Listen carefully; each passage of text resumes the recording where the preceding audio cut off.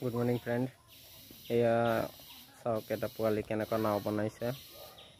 অসমৰ এটা সৰু পোৱালি কিমান ধুনীয়াকৈ নাও বনাইছে এইটো মই আপোনালোকক দেখাই আছোঁ। কিমান টেলেণ্ট আছে তাৰ। ইয়াৰ টেলেণ্টৰ কাৰণে এটা লাইক কৰিব আৰু যদি ফেচবুকত চাই আছে ফ'ল' কৰিব আৰু আমাৰ ইউটিউব চেনেলটোক ছাবস্ক্ৰাইব কৰিব। চাওক আমাৰ অসমৰ মানুহৰ টেকনিক। চাৰিওফালে পানী হৈ গৈছে। মাছ মাৰিবলৈ কলগছৰ নাও বনাই লৈছে আৰু এইটো ইমান সৰু এটা পোৱালি, খুবচে খুব 10 বছৰ হ'ব। এই কলগছৰ নাও বনাই পেলাই মাছ মাৰিবলৈ পুৰা সাজু হৈছে আৰু মাছ মাৰিছেও। ৰ'বচোন সুধো তাৰ পৰাই, কালি মাছ মাৰিছে নে নাই। বাবু, কালি মাছ মাৰিছিলি? কিমান মাৰিছ? 10 কেজি। শুনিছেনে? কালি 10 কেজি মাৰিছে বোলে মাছ। আৰু এয়া ওচৰত আহি পাইছেহি। কেনেকুৱা চলাইছে, কোনে শিকাইছে তোক এইটো নাও চলোৱা?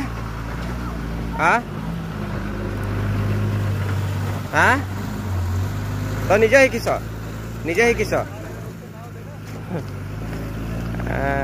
কেনেকুৱা বনাই লৈছে আৰু ই নিজে শিকিছে বোলে। আৰু কালি বোলে 10 কেজি মাছ মাৰিছে। তো চাওক আমাৰ অসমৰ পোৱালিৰ কিমান টেলেণ্ট আছে। নাওটো সি নিজে বনাইছে। তই নিজে বনাইছ? এই নাওটো বোলে সি নিজে বনাইছে। চাইছে ইমান টেলেণ্ট আছে। তো জনাব আপোনালোকে কেনেকুৱা। এই পোৱালিটোৰ কাৰণে এটা লাইক কৰি দিব আৰু কমেণ্টত তোৰ নাম কি? মংগল গোৱালা বুলি কমেণ্টত দিব আৰু কেনেকুৱা লাগিছে জনাব। ইমান টেলেণ্টেড সৰু বাচ্চা, 10 বছৰ বাচ্চা হৈ পেলাই চাওক।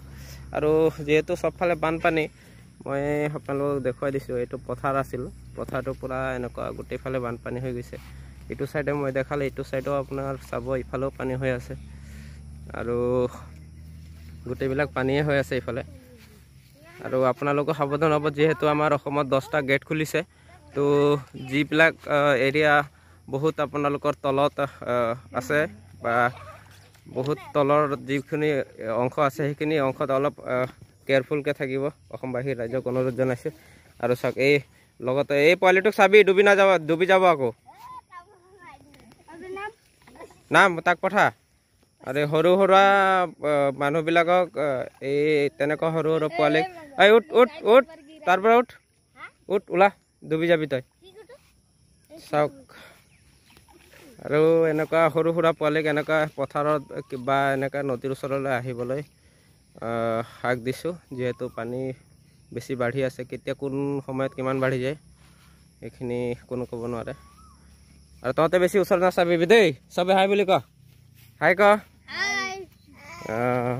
এইফালে দেখাই, এইটো ইমান সৰু সৰু বাচ্চা।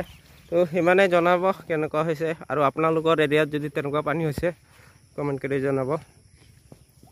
ইমানেই। জয় অসম, নমস্কাৰ।